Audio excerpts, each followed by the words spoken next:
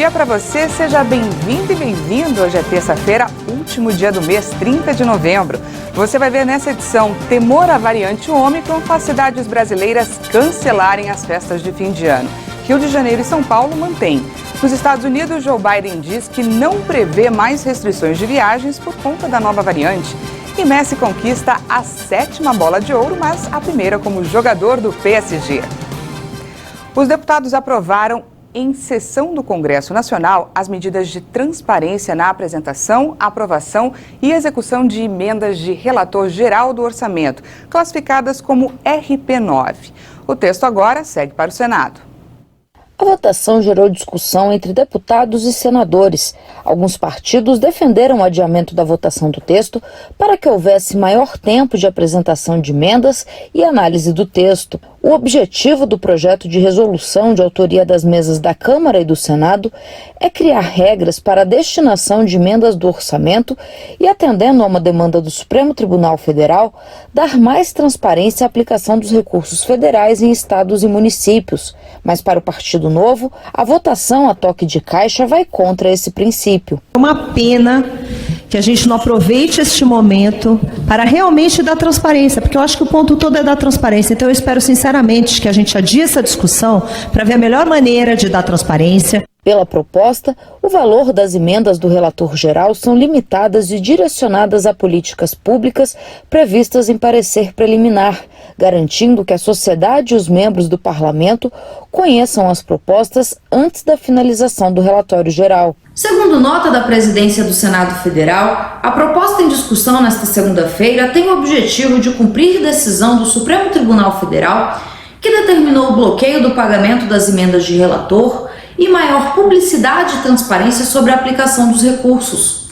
A ação, movida no Supremo por partidos de esquerda, argumenta que o chamado orçamento secreto estaria sendo usado como manobra política para a compra de votos no parlamento, já que se trata de um recurso difícil de rastrear. O relator da proposta é o senador Marcelo Castro, do MDB do Piauí.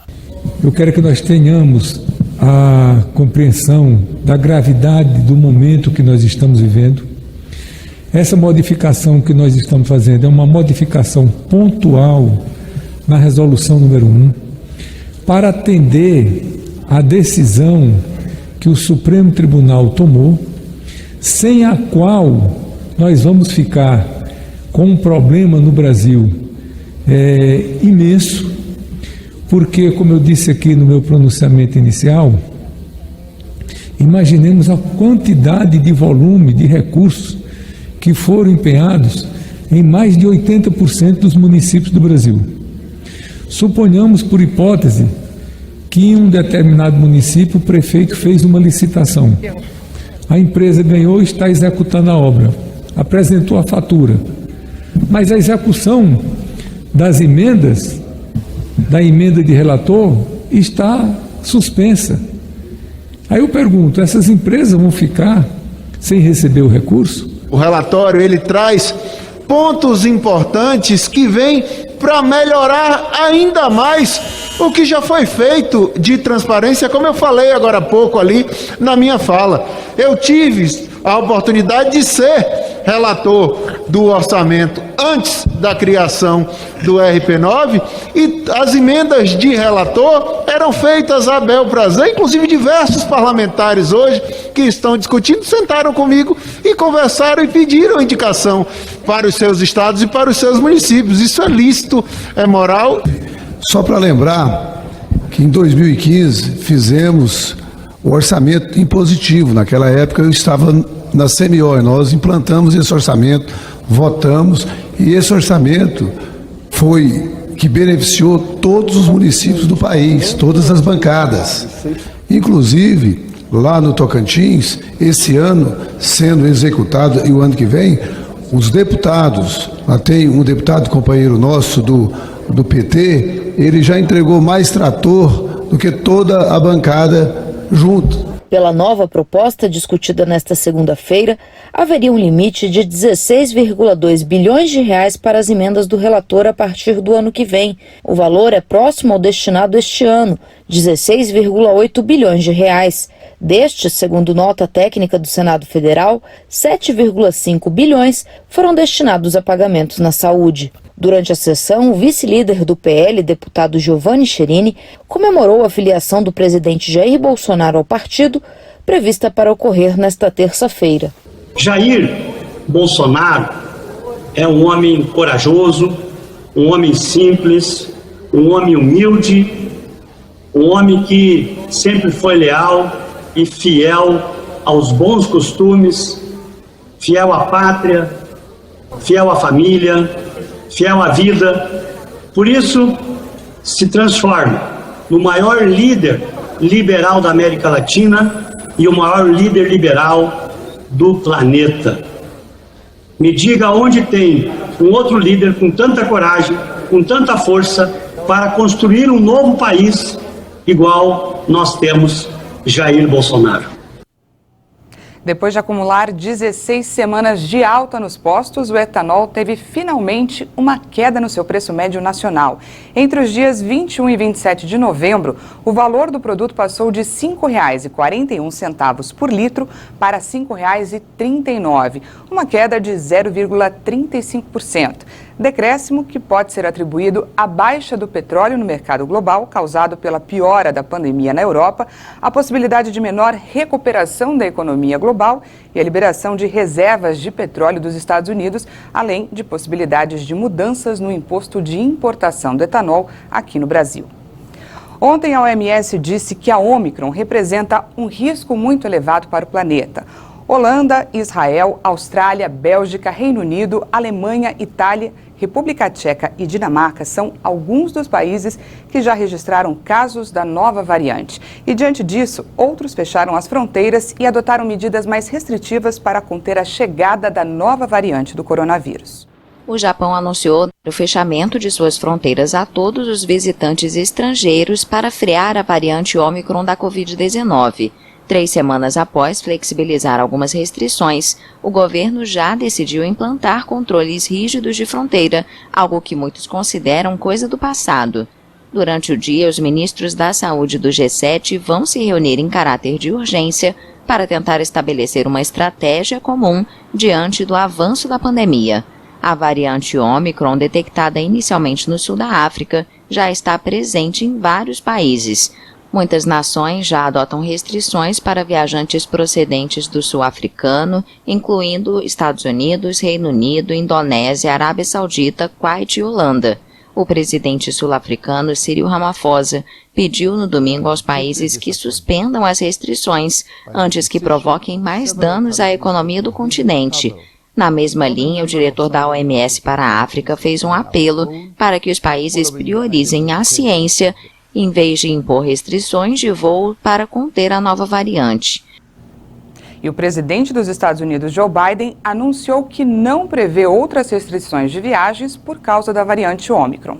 Os Estados Unidos não prevêem neste momento novas restrições às viagens em face da nova variante Ômicron do coronavírus, foi o que afirmou o presidente americano Joe Biden. Essa variante é motivo de preocupação, não de pânico. Temos as melhores vacinas do mundo, os melhores medicamentos, os melhores cientistas e estamos aprendendo mais a cada dia. E vamos combater essa variante com ação científica e com conhecimento e rapidez, não com caos e confusão.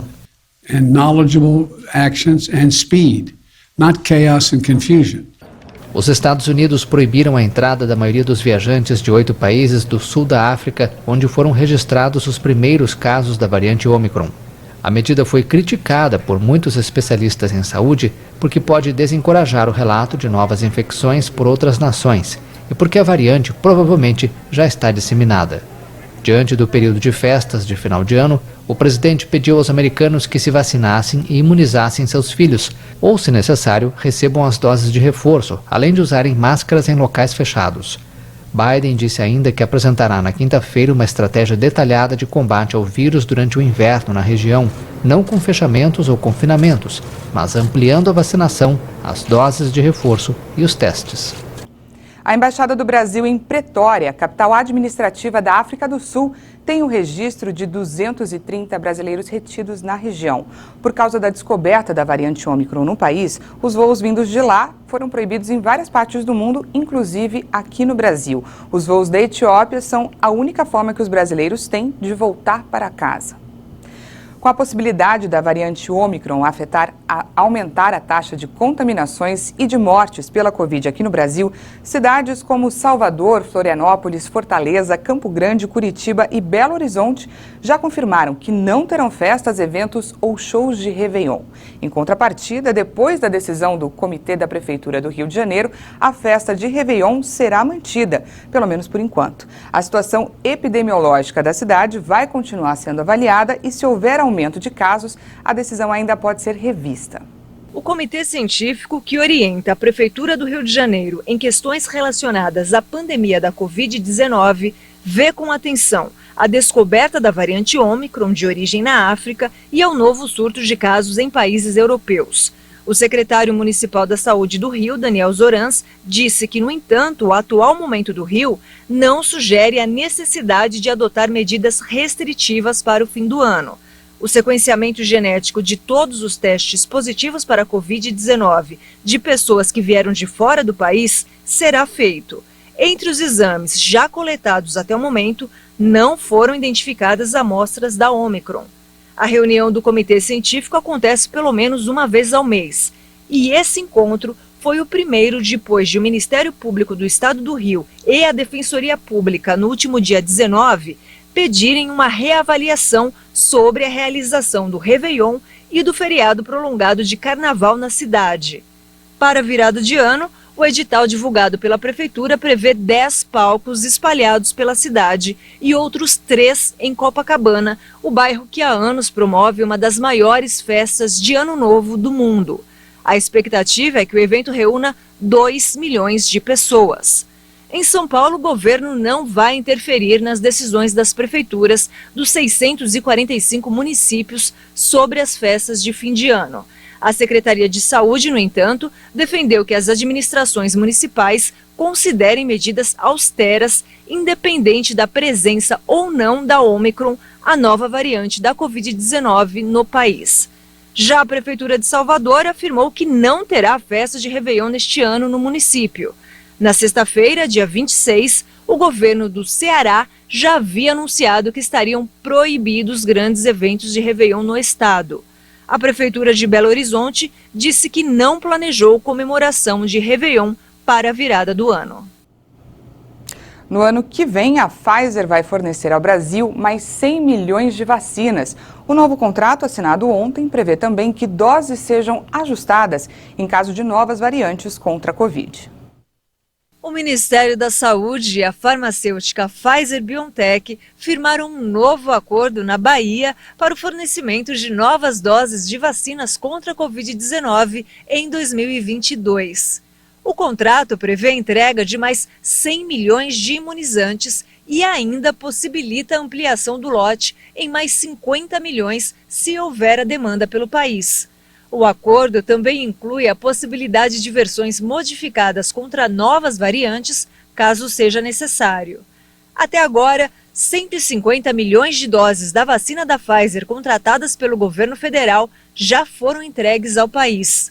Mais 50 milhões devem ser repassadas até o fim de 2021. Há 2 semanas, o Ministério da Saúde recomendou a ampliação da aplicação da dose extra de vacinas contra a Covid-19 a toda a população a partir de 18 anos, com preferência para o imunizante da Pfizer. E vamos conferir agora a previsão do tempo para essa terça-feira em algumas cidades do país. Começando por São Paulo, que amanheceu com chuva e tempo instável. A máxima hoje na capital não vai passar de 26 graus. No Rio de Janeiro, o tempo também vai ficar fechado, com máxima de 28 graus. Já em Juazeiro do Norte, no Ceará, o dia vai ficar quente e a temperatura pode chegar a 35 graus. Em Macapá, capital do Amapá, tem previsão de calorão com máxima também de 35 graus, mas tem possibilidade de chuva no final da tarde. E em Gravataí, no Rio Grande do Sul, a máxima é de 28 graus, com o sol aparecendo entre nuvens durante todo o dia. Depois do intervalo, você confere uma reportagem especial sobre o que se sabe até agora a respeito da variante Ômicron. Nós voltamos já.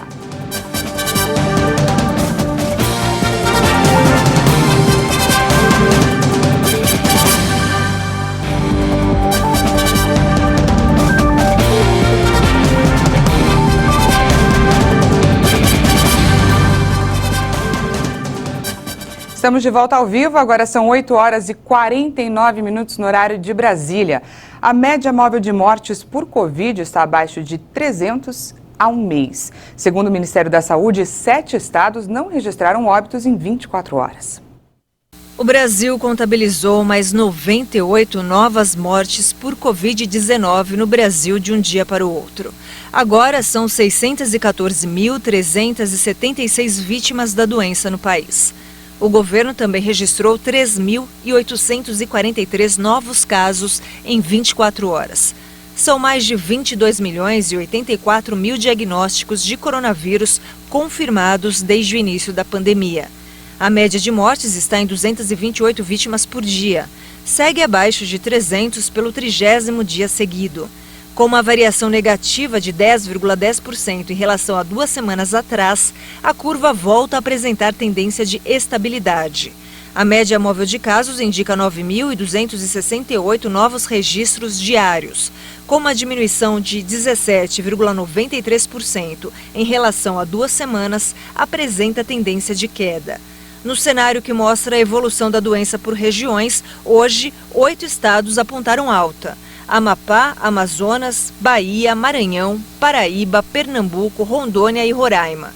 Já em estabilidade, agora estão 10 unidades da federação: Acre, Alagoas, Distrito Federal, Espírito Santo, Mato Grosso do Sul, Rio de Janeiro, Rio Grande do Sul, São Paulo e Sergipe. 9 unidades da federação apresentam queda: Ceará, Goiás, Minas Gerais, Pará, Paraná, Piauí, Rio Grande do Norte, Santa Catarina e Tocantins. E vamos falar de vacinação. O Brasil chegou a 308.256.000 doses de vacinas aplicadas. Segundo o Ministério da Saúde e as secretarias estaduais de saúde, mais de 158.872.000 pessoas tomaram a primeira dose. Isso representa 74,48% da população, enquanto mais de 133.281.000 brasileiros tomaram a segunda dose ou a dose única, o que representa 62,48% da população. E a dose de reforço já foi aplicada em mais de 16.102.000 pessoas, 7,55% da população. Os estados com maior porcentagem da população completamente imunizada são São Paulo, Mato Grosso do Sul e Rio Grande do Sul. Ainda são muitas as dúvidas a respeito dessa nova variante descoberta na África do Sul. Por isso, a nossa equipe de jornalismo conversou com especialistas para entender o que se sabe até agora sobre a nova variante Ômicron. Acompanhe. Estudos apontam que a variante Ômicron apresenta uma ampla gama de mutações. Segundo a comunidade médica, a grande preocupação é que essas modificações se concentrem em uma parte do vírus chamada espícola, que é usada para facilitar a entrada na célula do corpo humano. Quando a espícola se modifica, fica mais fácil, muitas vezes, o vírus entrar na nossa célula, então ele se torna um vírus mais infectante. E também ele pode ser um vírus que escapa da nossa defesa imunológica, ou seja, com muitas modificações, pode ser que o vírus não seja reconhecido pela nossa imunidade induzida pela vacina. Mas, segundo o infectologista, logo será possível saber se pessoas vacinadas produzem ou não os anticorpos capazes de destruir o vírus. O que vai se fazer agora é buscar sangue de pessoas vacinadas, extrair desse sangue os anticorpos e pôr em cima do vírus, de uma cultura que nós chamamos de vírus, e ver se neutraliza o vírus. Se isso acontecer, presume-se que a proteção das vacinas atualmente disponíveis é eficaz. O que se sabe até aqui é que não estão imunes à nova variante aqueles indivíduos que em algum momento contraíram o coronavírus, porque, segundo a OMS, já há evidências que sugerem um risco elevado de reinfecção.